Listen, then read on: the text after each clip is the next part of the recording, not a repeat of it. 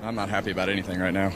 Hello ladies and gentlemen, and welcome to another edition of 3 Wide. This weekend, the Monster Energy NASCAR Cup Series is at Las Vegas Motor Speedway for the first playoff race, the South Point 400. I really enjoyed the race today, which is something before the race started I didn't think I'd be saying after the race was over with. As we've seen from the mile and a half this year on the Monster Energy Cup Series schedule, they've kind of been boring except for a few here and there, like Chicago. But all in all, if you made the trek out to Las Vegas Motor Speedway for any of the 3 days of racing with the Trucks Xfinity and Cup, even with dealing with the heat, I feel like you got your money's worth out of the racing at Las Vegas this week. All 3 races I believe were really good. This might lead to the new requirement for tracks when you want to change the date or get a second race that it has to be 100 degrees or hotter, so the cars are slipping around and provides better racing. So now with my quick thoughts about the Las Vegas race, we'll jump into my 3 takeaways from the South Point 400. Number 1, playoff driver problems. With this being the first race of the NASCAR playoffs this season, we thought this race would just be a normal mile and a half race where nothing crazy would happen and the 16 drivers just get out here pretty much unscathed unless they had tire problems or something mechanical fail on them. We really thought that the Roval was going to be the crazy race in this round of the playoffs. Oh boy, were we really wrong. When it was all said and done, at least 11 playoff drivers had some sort of run-in or problem during this race today. The first 2 that had huge problems that they couldn't recover from were Kevin Harvick and Eric Jones. Kevin Harvick came in tied for the points lead with Kyle Busch in this first round of the playoffs, tied with their extra 50 playoff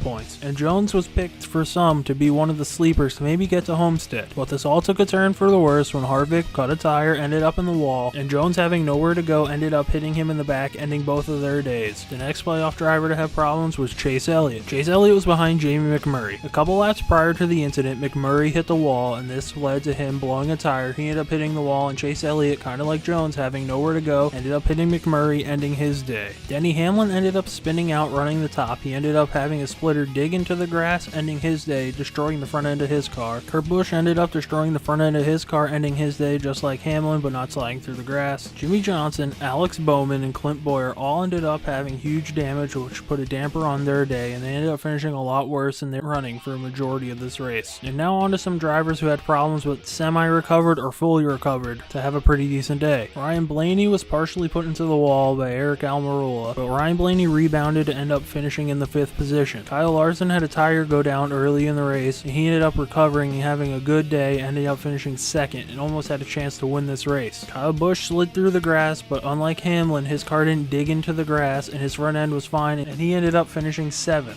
So now the playoff standings read as this. The bottom 4 from 16th up are Denny Hamlin's in 16th, he's 20 points behind the cutoff line. Eric Jones is 15th, he's 19 points behind the cut line. Chase Elliott's in 14th, 9 points behind the cut line. Jimmy Johnson's in 13th, 6 points behind the cut line. And now the drivers who are currently in the top 12 and would advance to the next round are Alex Bowman's in 12th, 6 points up on the cut line. Clint Bowyer's in 11th, 7 points up on the cut line. Austin Dillon's in 10th, 9 points above the cut line. Eric Almirola's in 9th, 12 points above the cut line. Kyle Larson's in 8th, 19 points above the cut line. Ryan Blaney's in 7th, plus 20 on the cut line. Kurt Busch is in 6th, plus 24 on the cut line. Joey Logano's in 5th, plus 34 on the cut line. Kevin Harvick, after his bad day, still in the top 4. He's 4th, plus 38 on the cut line. Kyle Busch is in 3rd, plus 63 on the cut line. Martin Truex Jr. is in 2nd, plus 65 on the cut line. And Brad Keselowski, with his win, advances to the next round. If we didn't have the win in year in, he would be 3rd in the standings. So after all that playoff talk, we'll move on to number 2, the top non-playoffers. Yes, instead of chasers, I will be calling the contenders who are still in the playoffs playoffers from here on out. So with the mess of a race that it was today, with a lot of the playoffers being taken out and having huge wrecks, some non-playoffers had a chance to shine today. Daniel Suarez finished 8th, Ryan Newman finished 9th, Paul Menard finished 10th, Regan Smith, the super sub, finished 12th, Trevor Bayne, after being announced he will not be in the 6 car next year, is in 13th, Corey LaJoie finished 16th, a good run for his small team, JJ Yeley finished 17th, a good run for his small team, Atlanta Castle finished 18th for Starcom Racing after they had that huge wreck last week in Indianapolis. Now for some of these small teams, as you heard probably in the broadcast, this race plays pretty well. So this could be a huge gain for them and could end up running them for a lot longer than they probably had funds for before the race and their finishes today. And the way the race was going today, it looked like maybe a non-playoffer could have shocked the world and got a win. So now on to number 3. Brad Keselowski gets 3 in a row. For most of this season, Brad Keselowski was pretty much an afterthought. But then at Darlington, he got his first win of the season after Kyle Larson had his problems on pit road, and he ended up being at the right place at the right time to take advantage of the Larson problems and got the win at Darlington. Then after the rain soaked the track at Indianapolis on Sunday, on Monday he was the right guy at the right place there too, where he had better tires than Denny Hamlin for a late race restart, and he ended up getting the win at Indianapolis. Now this had many people wondering, is Brad Keselowski lucky or does Penske have something? Well, today at Las Vegas he showed that Penske might have stumbled upon something to have some decent power in those cars and has figured something out. He didn't luck into this one. He didn't have better tires than anyone. It was pretty much even up, and he ended up getting around and getting the win. And this win is Roger Penske's 500th team win in Team Penske history in all combined motorsports he competes in. Now after this performance at Las Vegas, I think this puts Brad Keselowski really high up on the conversation of one of the 4 drivers who can more than likely end up at Homestead to race for the championship. So now putting Las Vegas in our rearview mirror, we'll look ahead to the next weekend's race next Saturday night at Richmond International Raceway for the Federated Auto Parts 400. Number 1.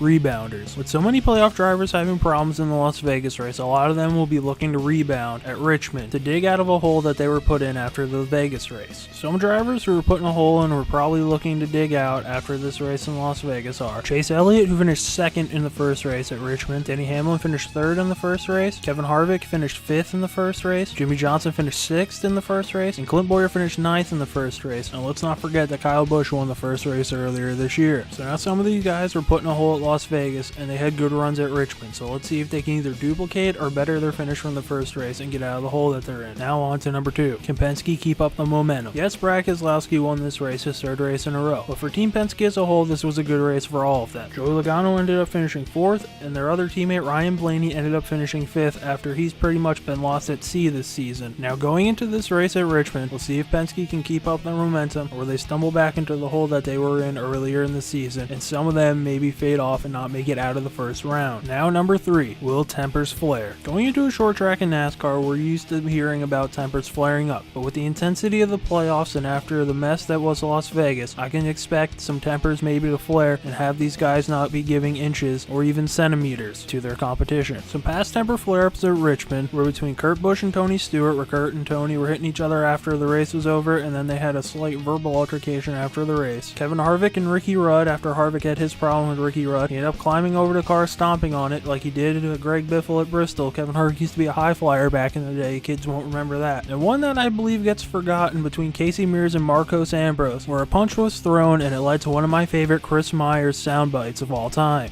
And the tempers, that's Casey Mears and Marcus Ambrose. Those are 2 of the more low-key guys you'll ever run into in the garage. Oh, look, there's some actual shoving going on. There's a punch, a swing. This is not Ultimate Fighting on Fox. This is NASCAR on Fox, and we are live in Richmond with Michael Waltrip and Chris Myers. Looks like he's getting a little bit physical with the punch. He landed that punch to Casey Mears, and Mears tried to retaliate, but you saw the crew guys coming there. Who knows if tempers will flare, but all I know is I'm happy that NASCAR's back at a short track at Richmond. So that'll do it for 3 Wide this week. Leave your thoughts about Las Vegas in the comments section below, as well as what you think will happen at Richmond this Saturday night. If you like the video, hit the like button. If you like what I'm doing on this channel, hit the subscribe. And as always, thanks for watching.